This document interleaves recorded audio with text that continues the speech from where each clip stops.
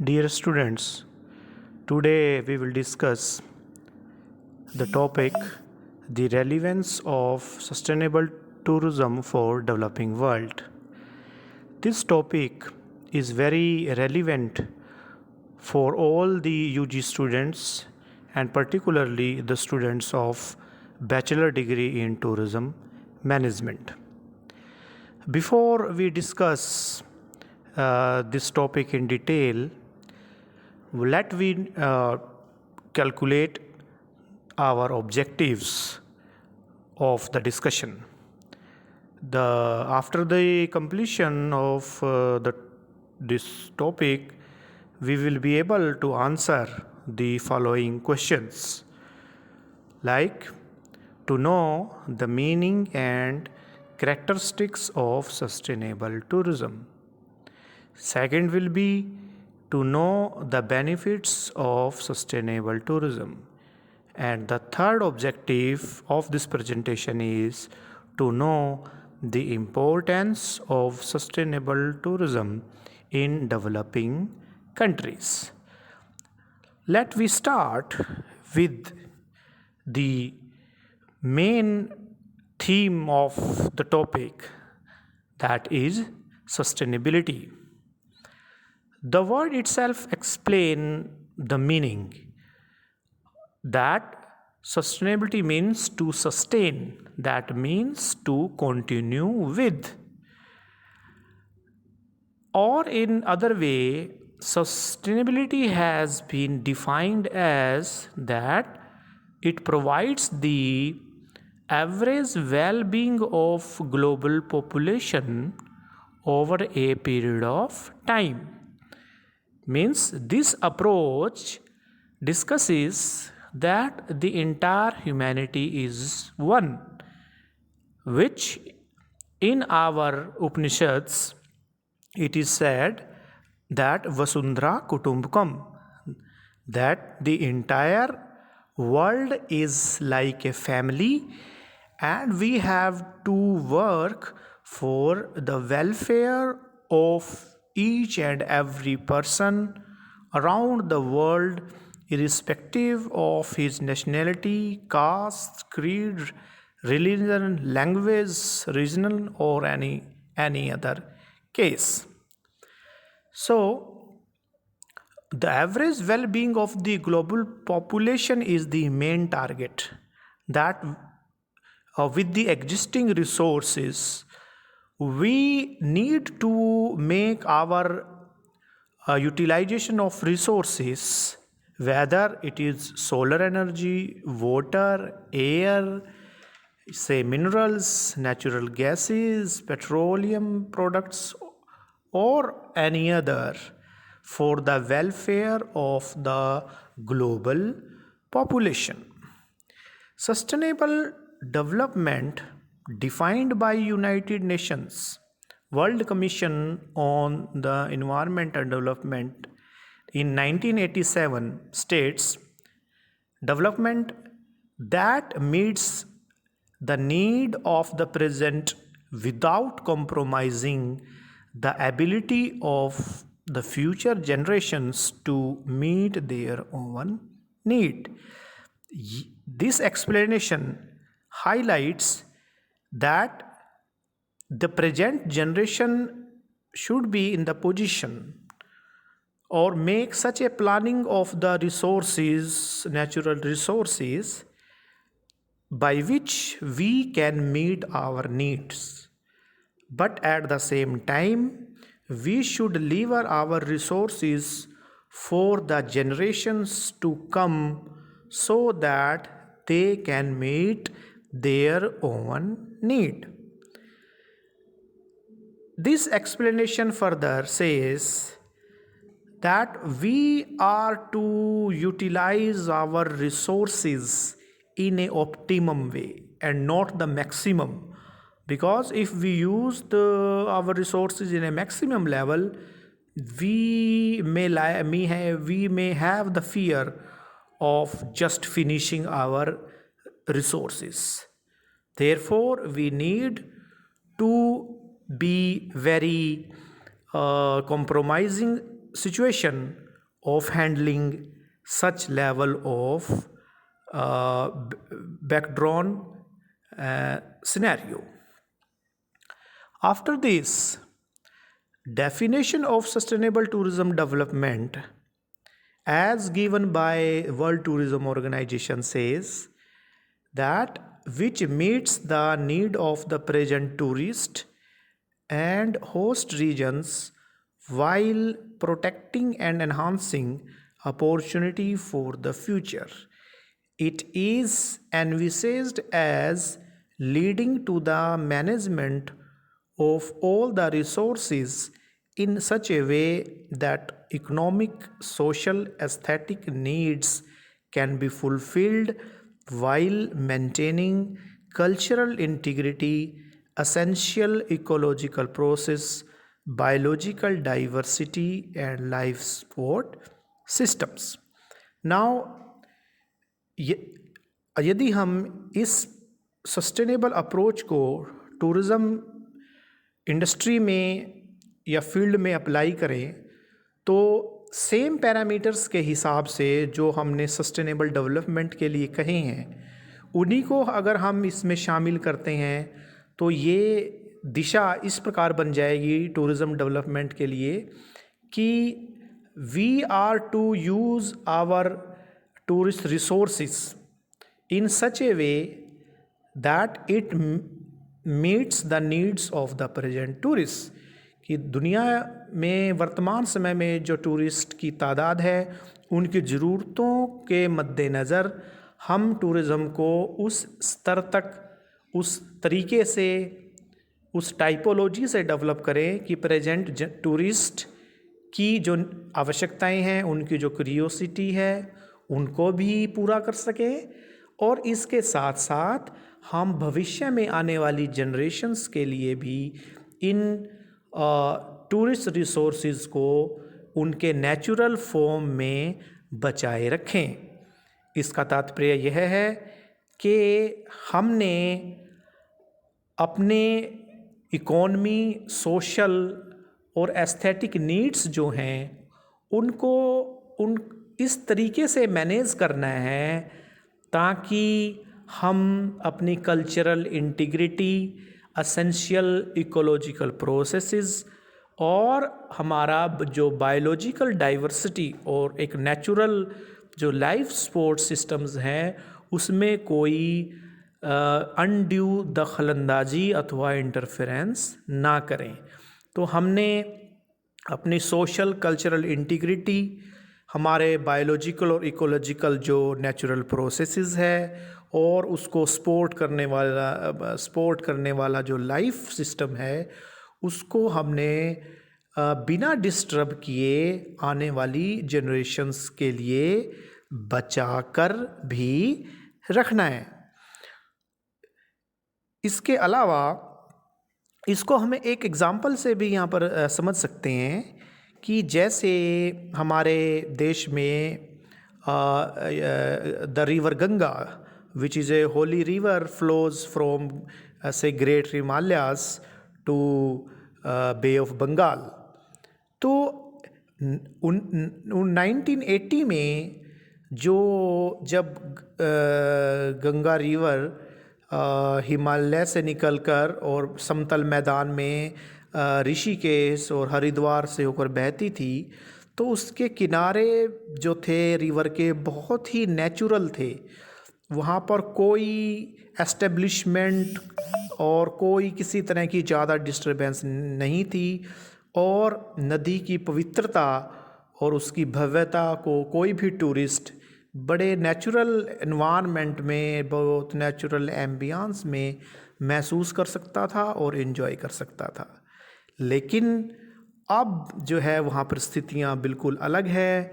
वहाँ पर बहुत सारा फिजिकल कंस्ट्रक्शंस, होटल्स और पार्किंग्स और even the number of tourist वहाँ पर जो अराइवल है वो इतना ज़्यादा हो चुका है कि हरिद्वार में जो हर की पैड़ी है वहाँ का जो सराउंडिंग है वो उतना नेचुरल नहीं रहा जितना कि कभी 1970 अथवा 1980 के दशक में होता था।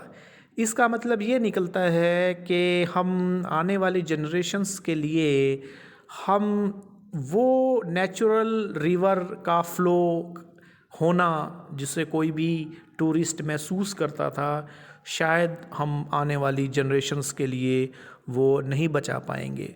और यह स्थिति जो है दुर्भाग्यपूर्ण है, क्योंकि सस्टेनेबिलिटी इसी बात पर ज़्यादा बल देती है कि हमने अपने एग्जिस्टिंग रिसोर्सेज का यूटिलाइजेशन तो करना है, लेकिन वो उसका इतना ज़्यादा भी नहीं करना कि हम उसके मूल स्वरूप या उसका जो मूल बेनिफिट्स हैं उससे हम जो है दूर हो जाए। इसके बाद let we discuss the benefits of sustainable tourism development, या जिसको हम शॉर्ट फॉर्म में STD कहते हैं, benefits of sustainable tourism development. तो इसका पहला जो बेनिफिट है वो ये कहता है कि STD forces to evaluate the cultural, social and environmental positive and negative impacts on the tourist sites। हम अपने टूरिस्ट साइट्स को केवल तभी लॉन्ग रन के लिए बचाए रख सकते हैं, उनको मेंटेन रख सकते हैं, जब तक हम उस साइट पर पड़ने वाले सोशल, कल्चरल और इन्वायरमेंटल के पॉजिटिव और नेगेटिव इम्पैक्ट्स का मूल्यांकन जो है करते रहें। इसके लिए हमें जो कैरिंग कैपेसिटी है किसी भी टूरिस्ट साइट को वो ध्यान में रखने की ज़रूरत है। अगर अच्छे पॉजिटिव इम्पैक्ट्स हैं और वो किस लेवल तक, किस कैरिंग कैपेसिटी से जुड़े हुए हैं, या नेगेटिव इम्पैक्ट्स हैं और वो किस लेवल पर जाकर ज़्यादा दिखाई देते हैं, तो ये इस बात को सुनिश्चित करता है। तो ये एक अच्छा अध्ययन का विषय भी है कि we have to protect our social and cultural environmental areas with the view कि हमने वहाँ पर कितने नेगेटिव इम्पैक्ट्स हैं। डेवलपिंग कंट्रीज़ में अब आप देखिए कि ओवर क्राउडिंग की वजह से, या जब हमने कैरिंग कैपेसिटी को इग्नोर किया, तो यहाँ पर जो है डिस्टर्बेंसेस या नेगेटिव इम्पैक्ट्स दिखाई देने शुरू हो गए हैं। जैसे एल्पाइन इकोसिस्टम है, या हिमालयाज़ के जो टूरिस्ट डेस्टिनेशन हैं, Shimla, Manali, Mussoorie, Nainital, these places are being under stress due to overcrowding and pollution. Similarly, there are incidents in Himalayas, high temperature on hill station, disturbances at beaches of Goa are the negative impacts reported। और इसी तरीके से अन्य developing countries में भी, जैसे Thailand, Singapore, Sri Lanka, they are struggling with the problems of child abuse, prostitution and cultural shock. So up to a level we can increase our influx of the tourist, or we can allow the number of tourists to visit the tourist sites।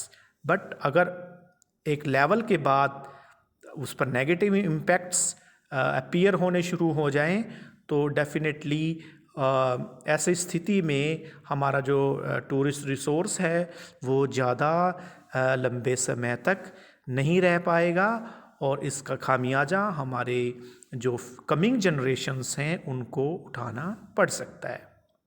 दूसरा, sustainable tourism development यह local employment और local community को benefit प्रदान करने के लिए किया जाता है। और इसमें हमें ये बात तय करनी पड़ती है कि the people from the local community get the employment and fair distribution of benefits to the community. इसका तीसरा बेनिफिट जो है वो कहता है कि जो लोकल एंटरप्रेन्योर्स हैं, चाहे वो होटल लॉजिंग वाले हों या रेस्टोरेंट और फूड सर्विसेज देने वाले हों या लोकल ट्रांसपोर्टेशन है, हैंडीक्राफ्ट्स है या गाइड सर्विसेज है, ये सब भी सर्विसेज या जो एम्प्लॉयमेंट अपॉर्चुनिटीज़ हैं इसमें, वो उसमें लोकल लोगों को ज़्यादा से ज़्यादा बेनिफिट दिया जाए। और टूरिज़्म प्लानिंग में, उसके एग्जीक्यूशन में भी इनका जो इनपुट है उसको ध्यान में रखा जाए, क्योंकि जो लोकल कम्युनिटी के लोग हैं वो अपनी सोच, अपनी आइडियोलॉजी, अपना सामाजिक जो उनका परिवेश है और उनके जो कस्टम्स हैं, सोशल कस्टम्स हैं, और वैसे भी इकोनॉमिक जो इनपुट है वहाँ का, उसके बारे में बहुत अच्छे से जानकारी दे सकते हैं। और वैसे भी किसी भी डेस्टिनेशन पर टूरिज़्म को केवल तब ही डेवलप किया जा सकता है जब वहाँ के लोकल लोगों को उसमें इन्वॉल्व किया जाए और उनको बेनिफिट प्रदान किया जाए। Another benefit of sustainable tourism development is about the say protection of natural and man-made sites, buildings for the coming generation। तो STD का जो आधार है वो है ओरिजिनलिटी या यूनिकनेस, चाहे वो नेचुरल हो या मैन मेड टूरिस्ट साइट हो अथवा बिल्डिंग हो कोई, we have to protect it for the coming generations so that they can enjoy the uniqueness of such marvelous site or building. For example, we take the campus of Taj Mahal in Agra. The whiteness, marvelousness of this monument, ये हमें हमारे present generations ने इसको देखा है, इसको experience किया है। लेकिन ऐसा रिपोर्ट किया गया है कि due to the over crowding, the colour of the marble of the Taj Mahal, it is becoming yellowish. तो अगर ऐसा इसको ना रोका गया तो इस बात के पूरे चांसेस हैं कि आने वाले समय में जो ब्राइटनेस है मार्बल की, जो विटिशनेस है मार्बल की, वो जो है चेंज हो जाएगी और शायद कमिंग जनरेशन्स ताजमहल की जो भव्यता है, जो ऐतिहासिकता है, शायद वो उसे महसूस ना कर पाएँ। तो we are to be very careful कि हमने कैसे अपने हिस्टोरिकल या नेचुरल हमारे जो साइट्स हैं या बिल्डिंग्स हैं उनको जो है कमिंग जनरेशन्स के लिए संभाल कर रखना है। इसके पश्चात let we discuss the relevance of sustainable tourism for developing world. के डेवलपिंग वर्ल्ड के लिए या डेवलपिंग जो कंट्रीज़ हैं उनके लिए सस्टेनेबल टूरिज़्म जो है किस प्रकार सार्थक है। तो फर्स्ट पॉइंट है इसमें कि the developing countries has unspoiled nature and other tourist products. जो कंपैरेटिव एडवांटेज है डेवलपिंग कंट्रीज़ के पास, that is the unspoiled nature and other tourist products। के एक हमारे टूरिज़्म के स्कॉलर कोहन ने 1978 में कहा था कि an unspoiled nature becomes rare and competition for it stiffer. Developing nations are better placed to impose the terms of its exploitation on the developed nations who seek it.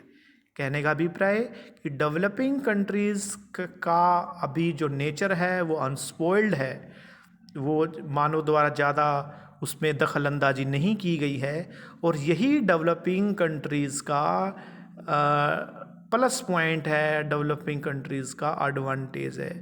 जबकि जो developed world है उन्होंने अपने nature को या natural जो resources हैं, tourist resources हैं, उनको काफ़ी हद तक डेवलप कर लिया है। इस वजह से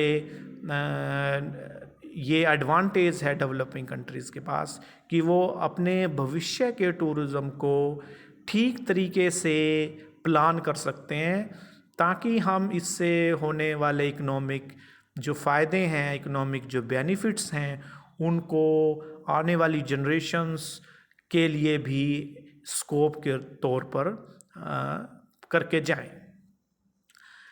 Second is, sustainable tourism can contribute to the overall sustainable development of an economy. इसमें कहा गया है कि सस्टेनेबल एक ऐसी अप्रोच है जो किसी भी देश की पूरी जो इकोनॉमिक पावर है या जो इकोनॉमिक सिचुएशन है उसको बड़े अच्छे से हैंडल कर सकता है। The potential for sustainability in tourism lies with in the principles of sustainable development.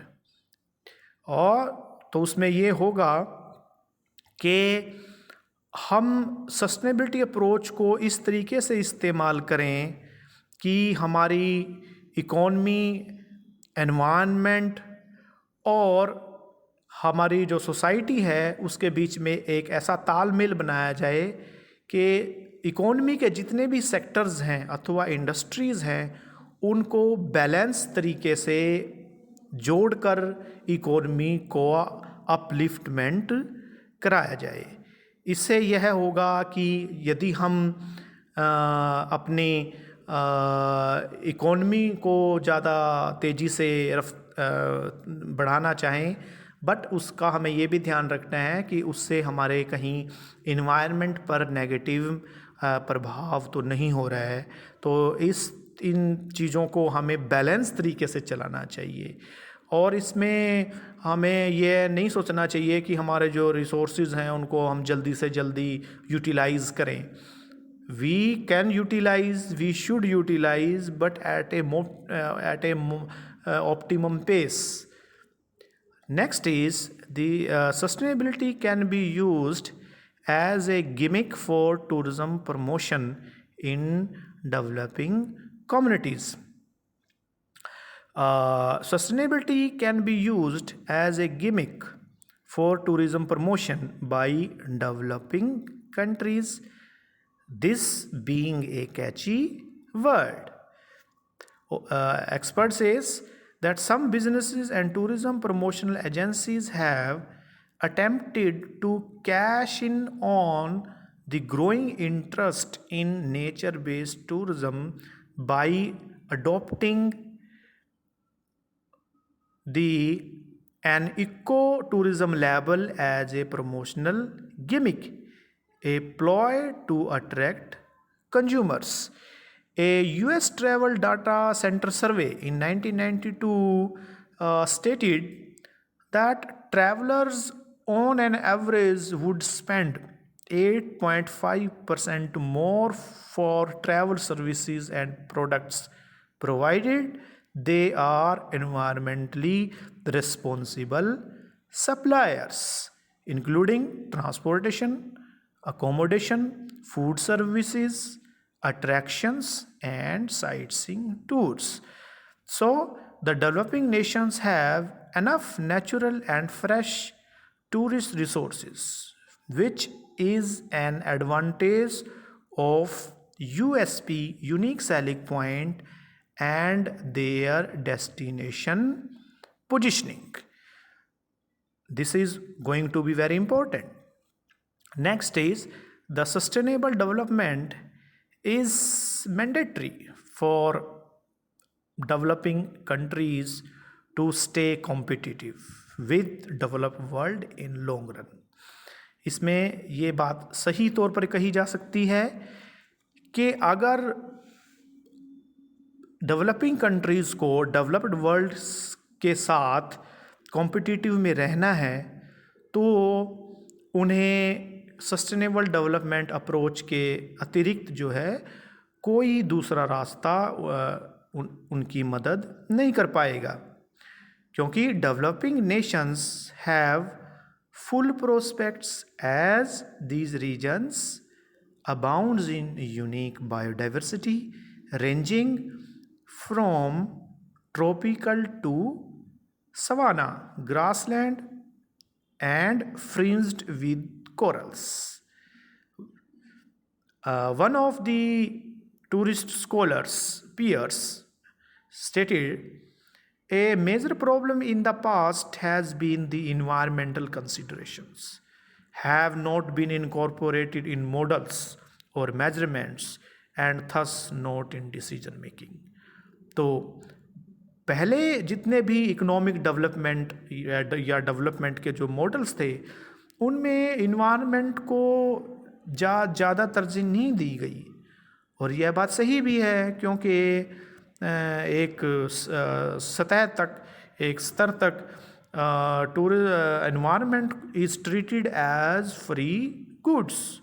Tourism planning in these countries is still in its nub, और ये सही समय है कि हम एक ऐसा टूरिज़म कॉम्प्रिहेंसिव व्यापक प्लान बनाएं जिसमें हम tourism which Lay's the golden chicken which Lay's the golden eggs, तो इसको हम आने वाली जनरेशन्स के लिए भी बचाकर रखें. आप देखिए कि हमारे अफ्रीकन कंट्रीज़ में ज़्यादातर जो अफ्रीका की कंट्री हैं वहाँ पर अभी ज़्यादा डेवलपमेंट नहीं हुआ है, और वहाँ पर सारा वाइल्ड लाइफ, फ्लोरा और फोना और रिज़र्व्स जो है वो बहुत ही नेचुरल इन्वायरमेंट में हैं. और यही वजह है कि इन देशों का वाइल्ड लाइफ टूरिज़म जो है पूरी दुनिया में प्रख्यात है. और उसी का एक कारण यह है कि वहाँ पर कोई मानव द्वारा ज़्यादा डिस्टरबेंस जो है अब तक नहीं किया गया है. फिर भी ऐसे कंट्रीज़ को सस्टेनेबल टूरिज़म डेवलपमेंट के लिए वर्ल्ड वाइड फंड या वर्ल्ड बैंक की तरफ से टाइम टू टाइम मदद मिलती रहनी चाहिए, क्योंकि जो बेसिक ज़रूरतें हैं इन कंट्रीज़ के पॉपुलेशंस की उनको पूरा करना ज़रूरी है. जैसे आप डोमिनिका की बात करें, कोस्टारिका की बात, Kenya, Zimbabwe, Bhutan, these are the good examples for the other countries के कैसे इन्होंने अपने रिसोर्सेज को एक सस्टेनेबल अप्रोच के साथ जो है आगे बढ़ाया है, और फ्यूचर जनरेशन्स के लिए भी काफ़ी कुछ पॉजिटिव इंडिकेटर्स इन्होंने स्थापित किए हैं. और अंतिम जो रेलिवेंस है सस्टेनेबल टूरिज़म डेवलपमेंट का वो है कि it provides the tourism education and interpretation for the such communities, कि जो जनजातियाँ या ऐसे सेपरेटेड जो पॉपुलेशन है साउथ एशिया के कंट्रीज़ में या अन्य पार्ट्स में वर्ल्ड के, उनको सस्टेनेबल टूरिज़म के माध्यम से ना केवल टूरिज़म एजुकेशन को पॉपुलराइज़ किया जाए, उनसे कम्युनिकेट किया जाए, बल्कि सस्टेनेबल टूरिज़म को बढ़ाने के जो प्रिंसिपल्स हैं और उनका जो इंटरप्रिटेशन है वो भी इन कम्युनिटीज़ तक पहुंच सके, ताकि इन कम्युनिटीज़ में एक ऐसा अवेयरनेस लेवल क्रिएट किया जा सके जिसमें हमारे नेचुरल रिसोर्सेज, चाहे वो लेक्स हों या रिवर्स हों या फॉरेस्ट हों या फ्लोरा फोना है, उसके प्रति सम्मान की भावना भी क्रिएट की जा सके और टूरिज़्म या सस्टेनेबल टूरिज़्म की जो महत्वता है, उसकी जो इम्पोर्टेंस है, उसको भी आसानी से कम्युनिकेट किया जा सके. So with this description, I hope that this discussion would help to add to your knowledge and thought. Thank you.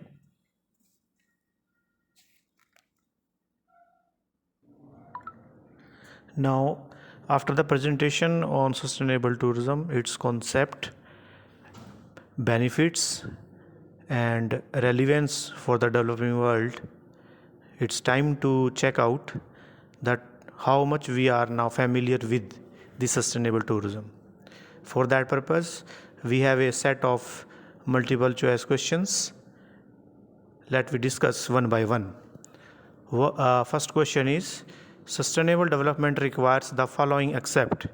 Sustainable development होने के लिए इनके इसके अतिरिक्त क्या और इसमें होना चाहिए, जिसमें पहला है maintaining ecological integrity and diversity, के इकोलॉजिकल इंटीग्रिटी और डाइवर्सिटी को कायम करना.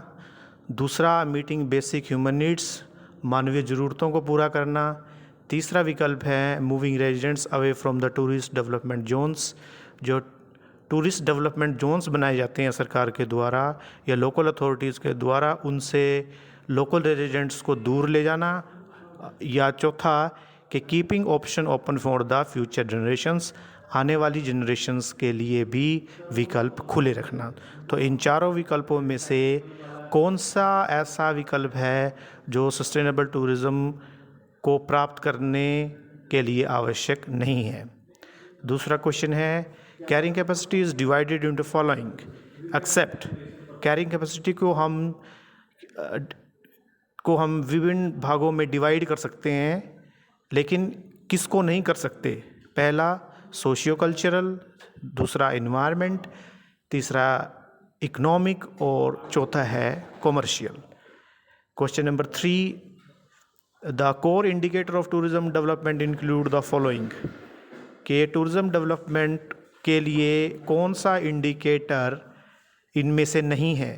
पहला, लोकल इकोनॉमी में योगदान. दूसरा, जो लोकल रेजिडेंट्स हैं उनका सेटिस्फेक्शन. तीसरा, जो टूरिस्ट है, जो कंज्यूमर है, उसका सेटिस्फेक्शन. और या चौथा, क्रिटिकल इकोसिस्टम. इनमें से आपने सही विकल्प बताने हैं. फोर्थ क्वेश्चन है कि इको टूरिज़्म को हम कैसे डिफाइन करते हैं? इसमें पहला ऑप्शन कि it is a focus on current wild life preservation technique while addressing the problem resulting from greater tourist demand. दूसरा है responsible travel to the natural areas where conserve the environment and improve the well-being of local people. तीसरा है protecting the present while enhancing the past. और चौथा option है tourism that provides education and hands-on experience for the tourist. इन चार विकल्पों में से आपने बताना है कि कौन सा इको टूरिज्म को परिभाषित करता है. Now the fifth question, how we defined sustainable tourism. Sustainable tourism को हम कैसे डिफाइन करते हैं? जिसमें पहला है कि tourism that focuses on nature related experiences of the tourist and appreciation and understand natural resources and their conservation. दूसरा है the number of people who can visit the site, a tourist site, without causing permanent damage to the environment. तीसरा है meeting the needs of the present tourist and host regions while protecting and enhancing opportunities for the future. और चौथा option है reducing use, reusing products and ensuring the environment is not endangered. Sixth question है आपके लिए, scientist use the term as a measure of environmental damage incurred by the amount of green house produced. जो वैज्ञानिक हैं वो कौन सी निम्न में से कौन सी टर्म का इस्तेमाल करते हैं एनवायरनमेंट के डैमेज होने और ग्रीन हाउस इफ़ेक्ट जो है होने की वजह से। पहला है ग्लोबल वार्मिंग, दूसरा green plan, third carbon footprint और चौथा है इको सस्टेनेबिलिटी। 7th क्वेश्चन है आपके लिए, इको टूरिस्ट आर जनरली, जो इको टूरिस्ट होते हैं उनकी क्या विशेषताएं होती हैं। पहला, they are mature educated tourist who are willing to pay higher price for their trips. ये मैच्योर और एजुकेटेड टूरिस्ट होते हैं जो अपने ट्रैवल या ट्रिप्स के लिए ज़्यादा खर्च करने के लिए तैयार रहते हैं। दूसरा, senior with lots of time on their hands who are looking for a soft adventure. ये सीनियर वरिष्ठ लोग होते हैं और इनके पास समय की कोई कमी नहीं होती और ये सॉफ्ट एडवेंचर पसंद करते हैं। तीसरा, young travellers looking for A 5 star resort. इसमें यंग ट्रैवलर्स होते हैं जो कि 5 स्टार रिजॉर्ट को प्रेफर करते हैं। और fourth, families looking for a unique experience, या इसमें वो फैमिलीज़ आती हैं जो एक अलग तरह का अनुभव टूरिस्ट डेस्टिनेशन पर करना चाहते हैं। इनमें से आपको सही विकल्प चुनना है कि इनमें से किसको हम इको टूरिस्ट की श्रेणी में रखते हैं। 8वां क्वेश्चन है, tourism can contribute for exchange earning for the exchange earning, tax revenue and government and payment of the wages. तो टूरिज़्म में जो फॉरेन एक्सचेंज अर्निंग होती है, गवर्नमेंट का रेवेन्यूज़ और पेमेंट वेजेस होता है, वो किस तरह के इम्पैक्ट्स हैं। क्या ये इन्वायरमेंटल इम्पैक्ट्स हैं, दूसरा पॉलिटिकल इम्पैक्ट्स हैं, तीसरा सोशल इम्पैक्ट्स हैं या इकोनॉमिक इम्पैक्ट्स हैं। और last question, socio culture benefit of sustainable tourism do not include. जो सस्टेनेबल टूरिज्म के सोशियो कल्चरल बेनिफिट हैं वो इसमें शामिल नहीं है। पहला, स्ट्रेंथनिंग ऑफ कम्युनिटीज़, जो समुदाय हैं उनको स्ट्रेंथन करना, उनको शक्ति प्रदान करना, strengthening the local culture and tradition, local culture और ट्रेडिशन को स्ट्रेंथन करना। तीसरा, better understanding the people problems and cultures, तीसरा है कि लोगों और उनकी कल्चर को ठीक से समझना। और फोर्थ है, higher mobility of the local labour market, लोगों का जो है एक स्थान से दूसरे स्थान पर विस्थापन। तो इन 4 में से आपने बताना है कि कौन सा इसमें सस्टेनेबल टूरिज्म का सोशियो कल्चर बेनिफिट मिलता है। Thank you very much.